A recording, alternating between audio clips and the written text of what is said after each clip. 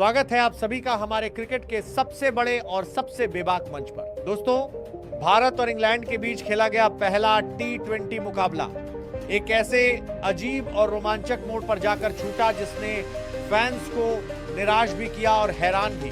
उस मुकाबले में टीम इंडिया ने पहले बल्लेबाजी करते हुए पूरे 20 ओवर खेले और 7 विकेट खोकर 189 रनों का बेहद मजबूत स्कोर खड़ा किया था।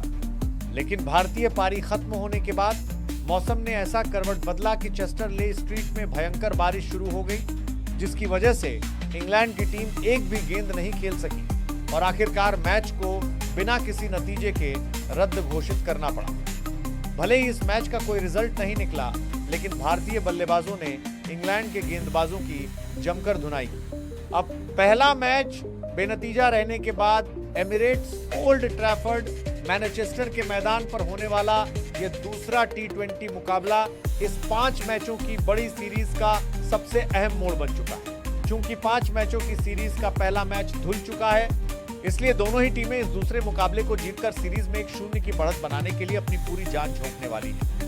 आयरलैंड के खिलाफ मिली हार के बाद हेड कोच गौतम गंभीर और कप्तान श्रेयस अय्यर पहले मैच के बल्लेबाजी प्रदर्शन से संतुष्ट जरूर होंगे, लेकिन संजू सैमसन के लगातार फ्लॉप शो के बाद गंभीर ने एक बहुत ही कड़ा फैसला लिया है।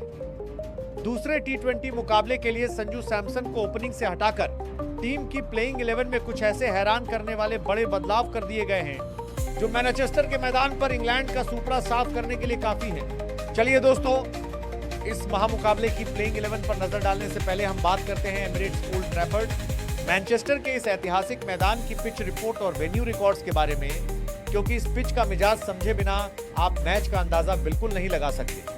मैनचेस्टर की पिच पारंपरिक रूप से इंग्लैंड के बाकी मैदानों के मुकाबले थोड़ी अलग होती है। यहाँ की मिट्टी में अच्छा बाउंस यानी उछाल होता है, जिसके कारण तेज गेंदबाजों को कैरी बहुत अच्छी मिलती है। शुरुआती ओवर्स में यहाँ की हवा और पिच की नमी के कारण तेज गेंदबाजों को अच्छी स्विंग और सीम मिलती है, लेकिन जैसे जैसे खेल आगे बढ़ता है, ये पिच बल्लेबाजों के लिए स्वर्ग बन जाती है, क्योंकि यहाँ गेंद सीधे और अच्छे उछाल के साथ बल्ले पर आती है, जिससे स्ट्रोक प्ले बहुत आसान हो जाता है। मैनचेस्टर में स्क्वायर बाउंड्रीज थोड़ी बड़ी हैं, इसलिए बल्लेबाजों को यहाँ छक्के लगाने के लिए टाइमिंग और ताकत दोनों का पूरा इस्तेमाल करना पड़ता है। इसके अलावा खेल के दूसरे हाफ में यहाँ की सूखी पिच पर स्पिनर्स को भी थोड़ी ग्रिप मिल सकती है, जो मैच का पासा पलट सकती है। बात करें India versus England T20 head to head records की, तो अभी तक दोनों टीमों के बीच कुल 31 मैच खेले गए हैं, जिसमें 18 मैच टीम इंडिया ने जीते हैं और 12 मैच इंग्लैंड ने जीते हैं। वहीं एक मैच नो रिजल्ट रहा है। रिकॉर्ड्स में भले ही इंडिया स्ट्रांग नजर आ रही हो, लेकिन इंग्लैंड को उसके होम ग्राउंड में हराना मुश्किल भरा रहता है। बात करें India versus England match live telecast की, तो ये मैच आप मोबाइल में जियो हॉटस्टार पर देख सकते हो, वहीं टीवी में सोनी स्पोर्ट्स नेटवर्क चैनल पर लाइव देख सकते हो। तो चलिए दोस्तों, अब सीधे बात करते हैं टीम इंडिया की उस नई और बेहद संतुलित प्लेइंग 11 की, जो इंग्लैंड को उन्हीं के घर में कुचलने के लिए मैनचेस्टर के मैदान पर उतरने वाली है। पारी की शुरुआत करने मैदान पर एक बार फिर उतरेंगे टीम इंडिया के सबसे आक्रामक और विस्फोटक सलामी बल्लेबाज अभिषेक शर्मा। पिछले मैच में इंग्लैंड के खिलाफ अभिषेक ने जो तबाही मचाई, उसे इंग्लिश गेंदबाज लंबे समय तक नहीं भूलेंगे।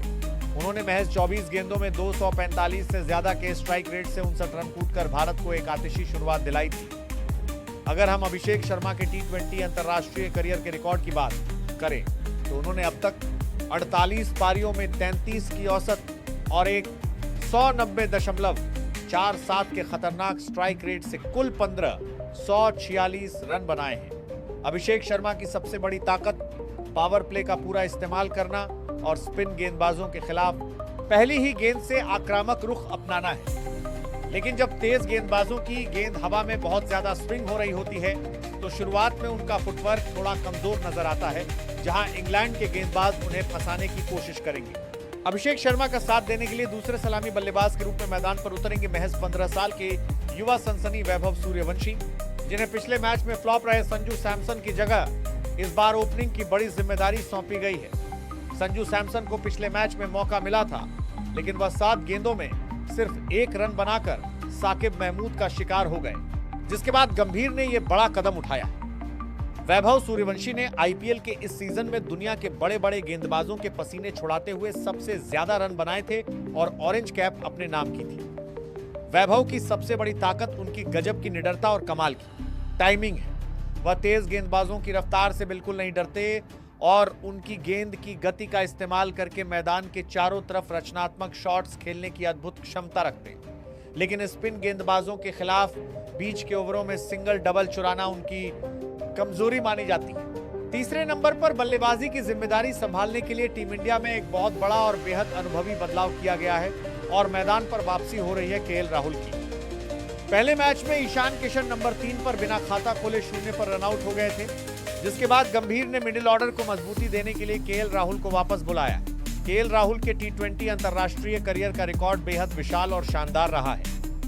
उन्होंने भारत के लिए खेले गए 72 टी20 मैचों में लगभग 38 की बेहतरीन औसत और 139 के स्ट्राइक रेट से 2200 से ज्यादा रन बनाए हैं, जिसमें उनके नाम 2 शानदार अंतरराष्ट्रीय शतक भी दर्ज हैं। राहुल की सबसे बड़ी ताकत यह है कि वह तेज गेंदबाजी और स्पिन दोनों को बेहद सहजता से खेलते हैं। गेंदबाज 145 की रफ्तार से कड़क गेंदबाजी करते हैं तो राहुल के पास शॉट खेलने के लिए अतिरिक्त समय होता है, लेकिन उनकी सबसे बड़ी कमजोरी दबाव के क्षणों में कभी-कभी बहुत ज्यादा रक्षात्मक हो जाना है। नंबर 4 पर टीम की कप्तानी और मिडिल ऑर्डर को संभालने के लिए मैदान पर उतरेंगे खुद श्रेयस अय्यर।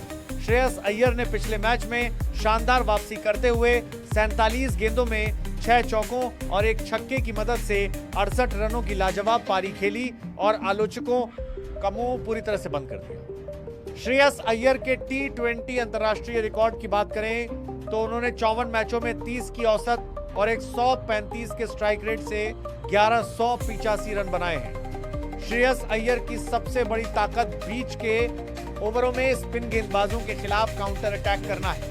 वह स्पिनर्स को सेट होने का कोई मौका नहीं देते, लेकिन श्रेयस अय्यर की कमजोरी जगजाहिर हो चुकी है और वह है शॉर्ट पिच और बाउंसर गेंद। 5वें नंबर पर बल्लेबाजी को एक नया आयाम देने और मिडिल ऑर्डर में रनों की रफ्तार को तेज करने के लिए एक और बड़ा बदलाव करते हुए रजत पाटीदार को प्लेइंग 11 में शामिल किया गया है। रजत पाटीदार को इस नंबर पर लाने का मुख्य उद्देश्य स्पिन गेंदबाजों के खिलाफ